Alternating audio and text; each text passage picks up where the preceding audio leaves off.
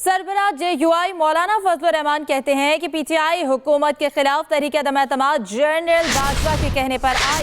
तहरीक अदम एतमाद के वक्त बाजवा और फैज हमीद राब्ते में थे। फैज हमीद मेरे पास आए और कहा जो करना है सिस्टम में रहकर करें। एक इंटरव्यू में कहा कि कमर जावेद बाजवा और फैज हमीद के कहने पर तहरीक अदम एतमाद पर लीग और पीपल्स पार्टी ने मोहर लगाई। PTI हुकूमत के खिलाफ अदम एतमाद के हक में नहीं था। अदम एतमाद से इनकार करते तो कहा जाता बानी PTI को फजलुर रहमान ने बचाया। 2018 और 2024 के इलेक्शन में धांधली हुई, फायदा नून लीग को हुआ। एस्टैब्लिशमेंट समझती है शफाफ इलेक्शन हुए तो 9 मई का बयानिया दफन हो गया। सरबराह JUI मौलाना फजलुर रहमान कहते हैं कि PTI हुकूमत के खिलाफ तहरीके अदम एतमाद जनरल बाजवा के कहने पर आई। तहरीके अदम एतमाद के वक्त बाजवा और फैज हमीद राब्ते में थे। फैज हमीद मेरे पास आए और कहा जो करना है सिस्टम में रहकर करें। एक इंटरव्यू में कहा कि कमर जावेद बाजवा और फैज हमीद के कहने पर तहरीके अदम एतमाद पर नून लीग और पीपल्स पार्टी ने मोहर लगाई। PTI हुकूमत के खिलाफ अदम एतमाद के हक में नहीं था।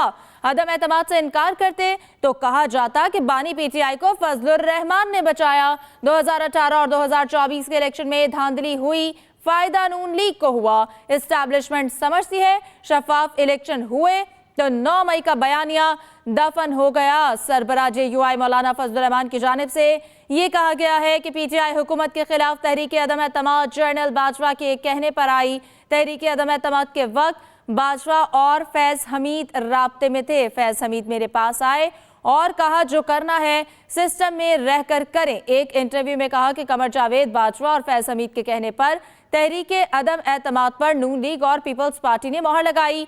PTI हुकूमत के खिलाफ अदम एतमाद के हक में नहीं था। अदम एतमाद से इनकार करते तो कहा जाता बानी PTI को फजलुर रहमान ने बचाया। 2018 और 2024 के इलेक्शन में धांधली हुई, फायदा नून लीग को हुआ।